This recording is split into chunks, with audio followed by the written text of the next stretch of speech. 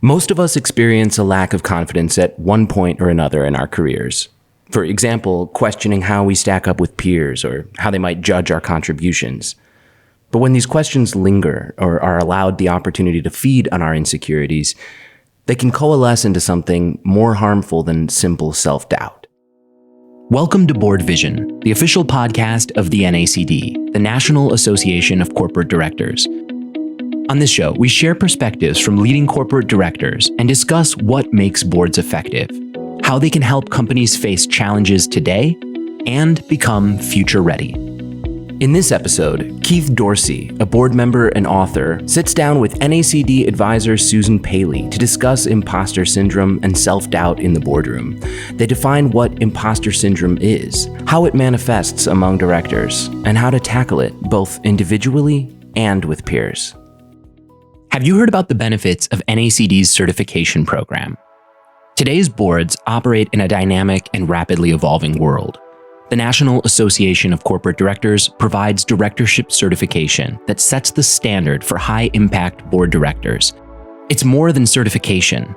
This is the premier program, preparing directors to successfully navigate an increasingly complex business and governance landscape. NACD's directorship certification will enable you to demonstrate commitment, deliver confidently, and create real value for your organization. Learn more and apply today at nacdonline.org. And now, your host. Keith Dorsey, throughout my personal career, and I bet it's the same for our listeners, I have multiple times heard someone use the phrase imposter syndrome. And interestingly, they're usually using it about themselves. Like, oh, I suffer from imposter syndrome, or I used to, and rarely about someone else. But it makes me think, what is that phrase really? Are they using it in the way that sort of the dictionary says they should? So can you help straighten us out? What is imposter syndrome? How do we know if we or someone else has it? Many people explain it different ways, but the way I like to explain it is that it's when people doubt their skills or achievements, or they fear that they may be exposed as a fraud. And it's really just simply self-doubt for various reasons. So where does that line exist between healthy doubt? Oh, I'm going to be cautious. I haven't done this before. I need to check, that kind of healthy level of it versus it's going over the edge and tipping into imposter syndrome. Susan, it's when continues to nag you and you begin to really question things that you once felt you were able to do with no problem whatsoever. But for some strange reason, right now, it's bothering me. And I feel I might not be able to do it like I used to. And what if I am this fraud? It's a lot of inner self-talk that many people won't tell others that they're experiencing because they were more than likely pretty successful in the past in that area that they're now questioning. Oh, that negative self-talk dogs us for our whole life. So that brings up for me a question about most of our listeners are either in the boardroom or about to step into the board world. When you say that they've been successful in the past and now they have doubts, it makes me ask, could that mean that they have been successful in a task similar to that, but in a different setting, like in the executive C-suite, and now it's being asked of them in a new environment, and that's what feels new, even though it might be similar? How does that work for board members? I think for board members, you just nailed it. You take someone that was very, very successful as an executive, and they have experience as an independent director for a private corporation, and they have been tapped on the shoulders to actually move into a board role with a public company. And there are a couple of so-called celebrities on that board with them.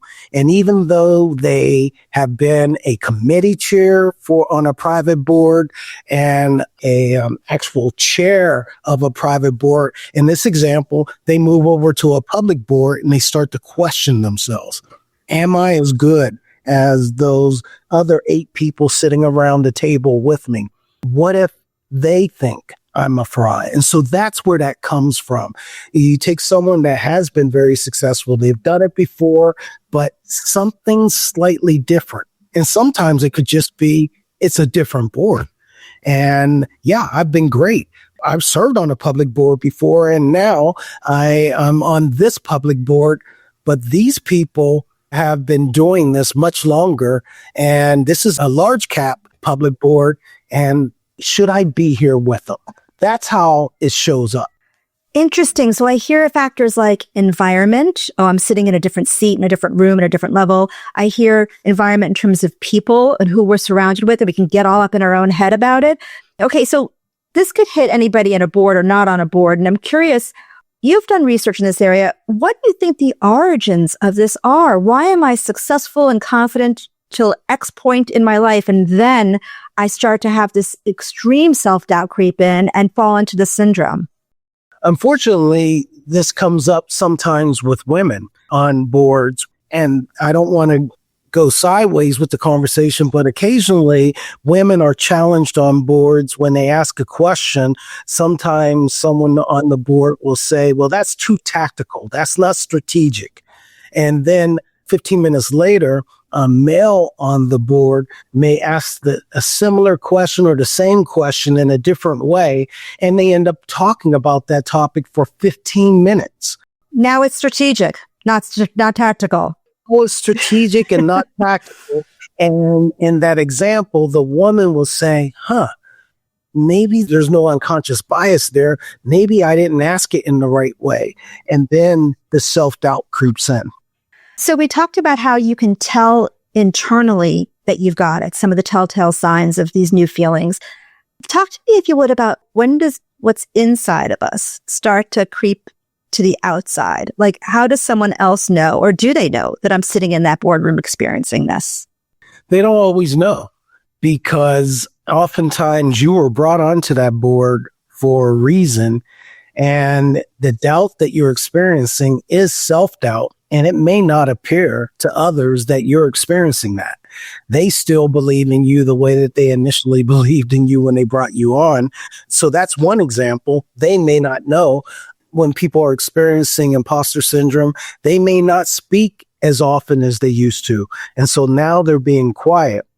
Others may say in that scenario, I noticed you were unusually quiet during this morning's session. Is everything okay? Is that a good idea, Keith? Should someone say that? Yes, absolutely. And part of the onboarding process, where you are hopefully assigned a mentor or a boardroom buddy, hopefully you can establish that sort of relationship with a boardroom buddy to say, don't let me hurt myself. If I'm talking too much, let me know I'm talking too much. If I'm being too tactical, let me know I'm being too tactical. There's someone on the board that you can turn to, that you created that sort of trust that they can tap you on the shoulder and let you know how you're showing up, or you can ask them in a private setting, how am I showing up? Is there anything else you think I should change? And you don't want to do that too much, but you do want to have that sort of relationship so that you can check yourself.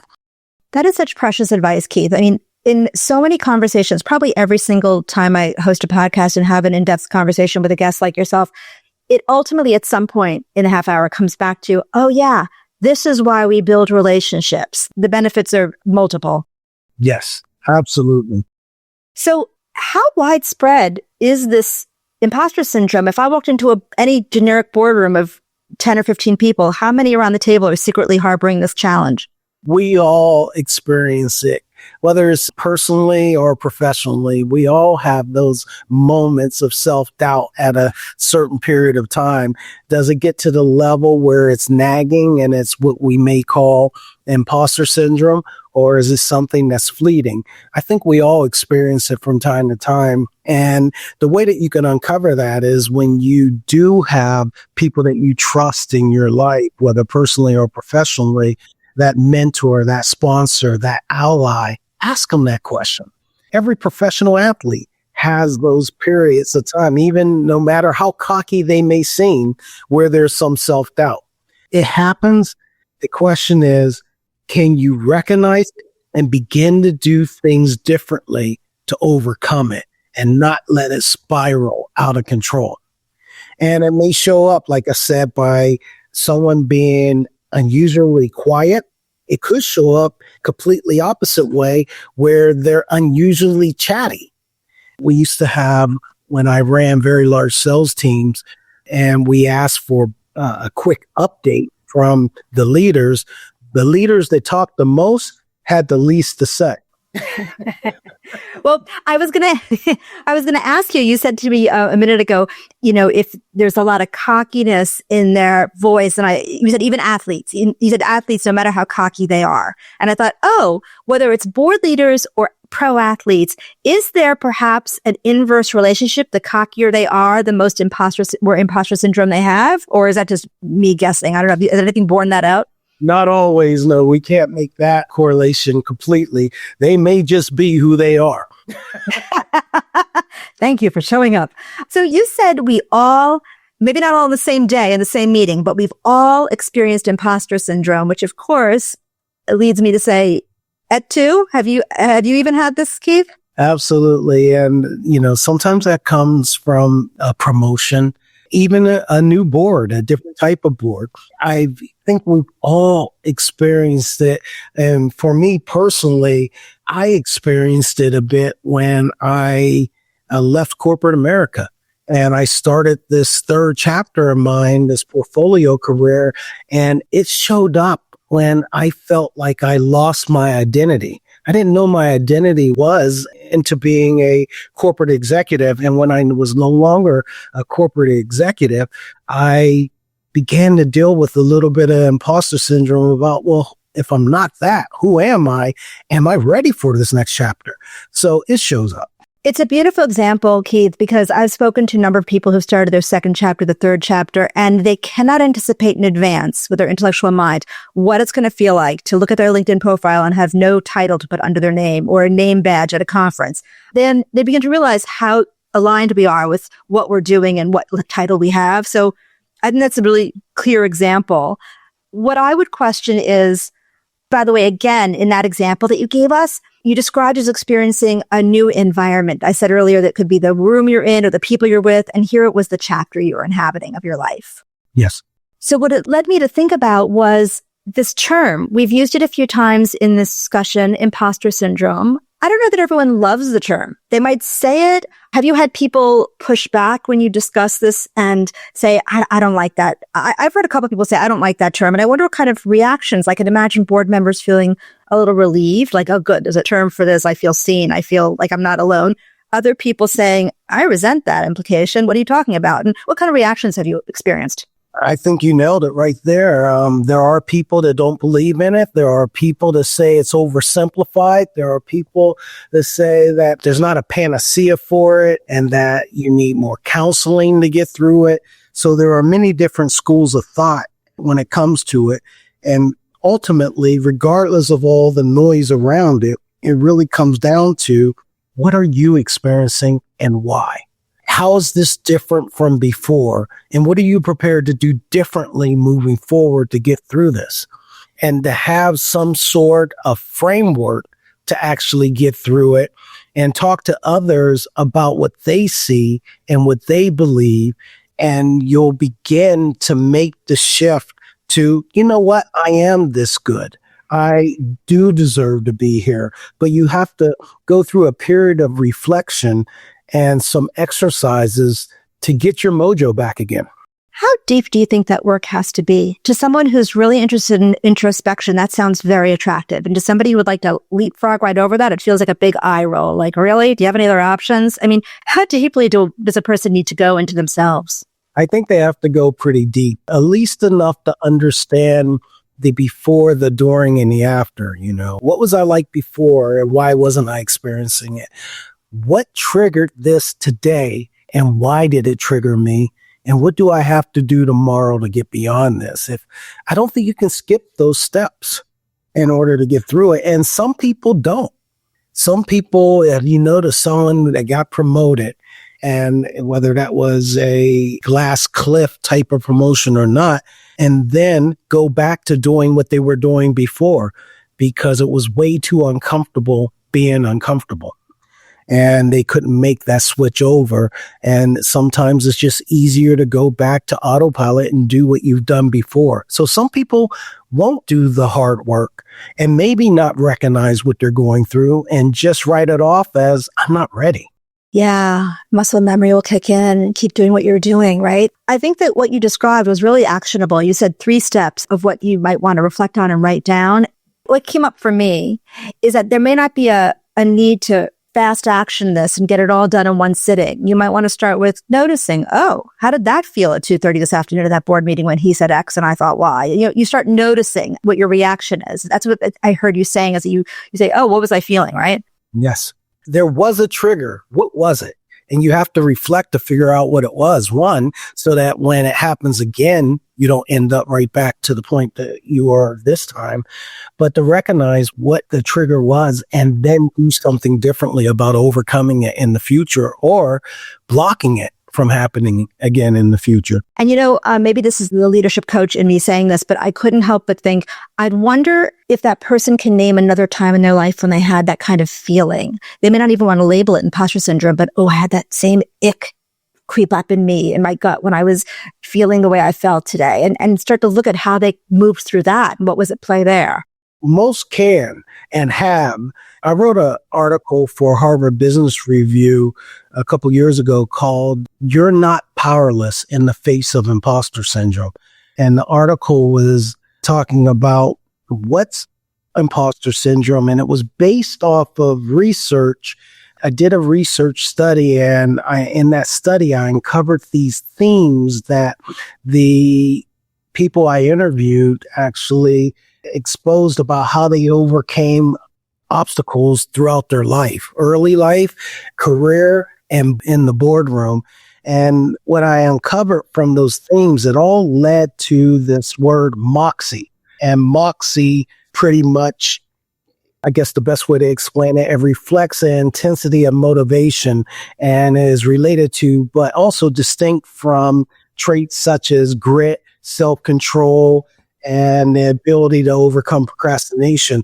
But with this moxie, they use moxie, the strength of will, self-discipline, and the ability to persist despite challenges.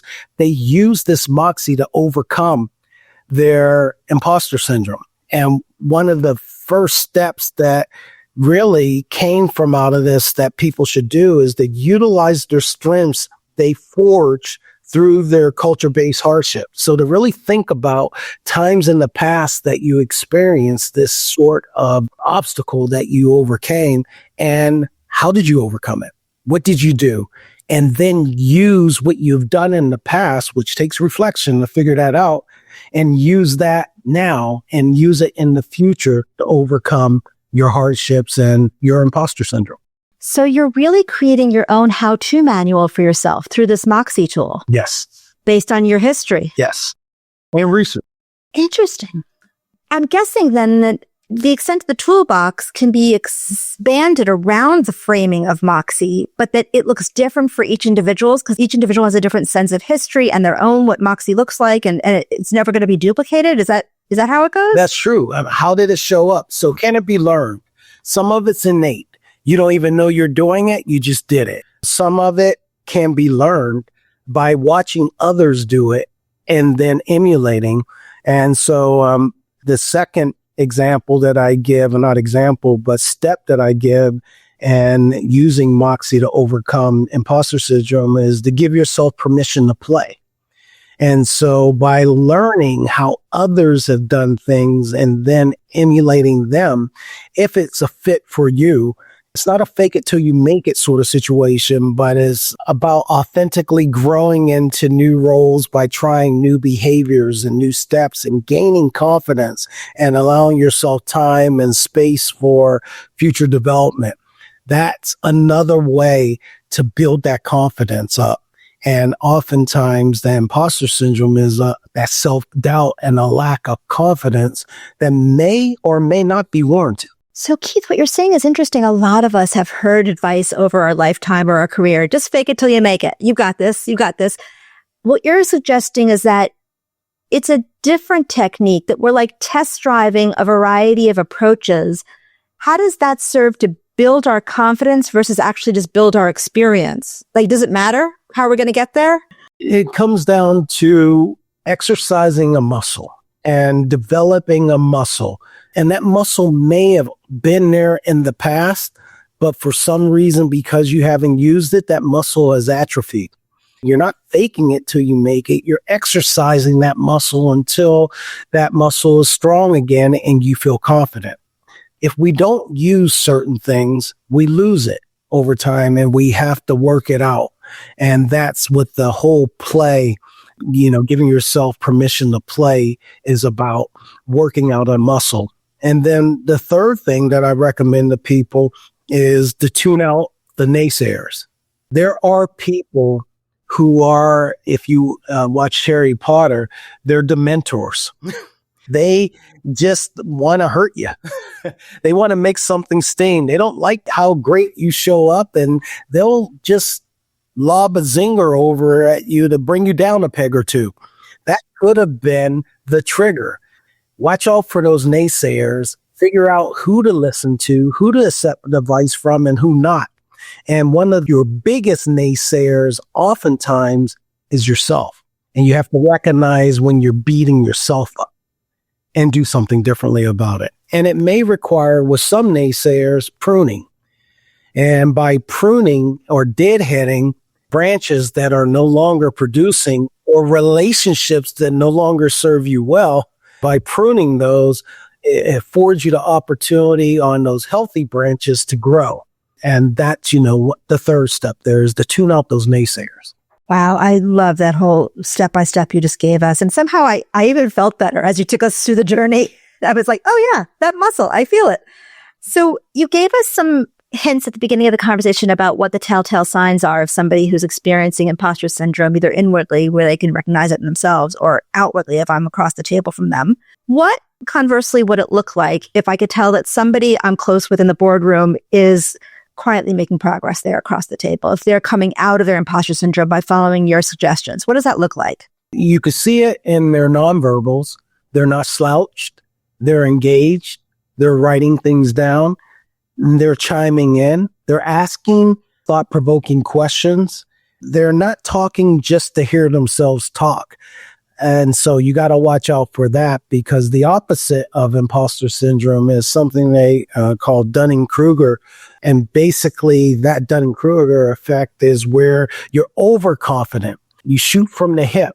And so you also got to watch out for overcorrection when it comes to working your way out of imposter syndrome. So those who care about you, just have them check in and ask, how am I showing up? Catch me doing something right and share that with me. Just that positive consequence can be a great thing. I talk to people about consequences, and you have your positive consequences, your negative consequences, and your neutral consequences. The most detrimental consequence here is the neutral one. So the positive is when you catch someone doing something right and they let you know. The negative is when you catch someone doing something wrong, you share that with them. That's the negative consequence to something. The neutral one is where you say nothing at all.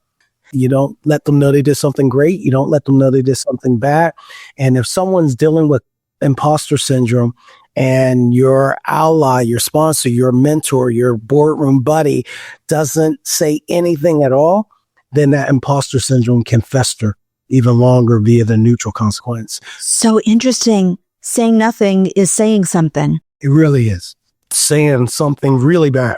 It's so wild that our conversation has not been strictly about tips and tricks and hacks. It's been this deeper work that you advocate for, Keith. And I really honor that, because if we look at what you described a minute ago about how they can start to take notes and sit up in their chair, what I can't help but think about is what I've learned about our nervous system, right? That when we're not okay, when we're triggered, we might go within like a turtle seeking shelter in his shell, or we might get really mobilized and chatty and out there and amped up.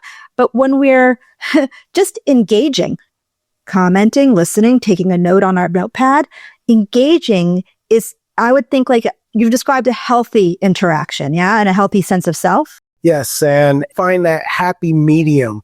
Some women directors would tell me when they first joined the board, they would get really small. and they would squeeze in between two men that kind of peacocked and spread out, and they're taking up a space and a half each, and she would just slide right in the middle there and get really small. Well, that's a good boardroom buddy would say, well, let that person know how they're showing up, and then afford them the opportunity to claim their space.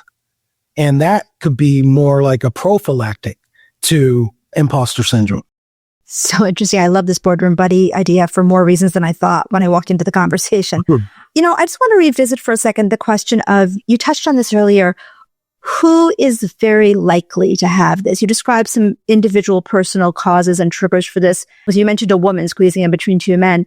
How has your research shown it plays across various genders, ethnicities, so forth? What have you found? The research shows that women and people of color face it more often than others, but it can impact anyone and everyone. But for some reason, research has shown that women and people of color suffer from imposter syndrome a bit more often. Looking at the population in general, expanding our view for a moment to everyone who we might encounter that has this or experienced it at some point, we've talked a lot about how to move past imposter syndrome once you recognize you have it. I have to just ask, maybe it's devil's advocate, but is it critical that we combat imposter syndrome? Are there any upsides to having it for a limited period of time? Well, there's a saying, you can't teach a student until a student's ready to learn.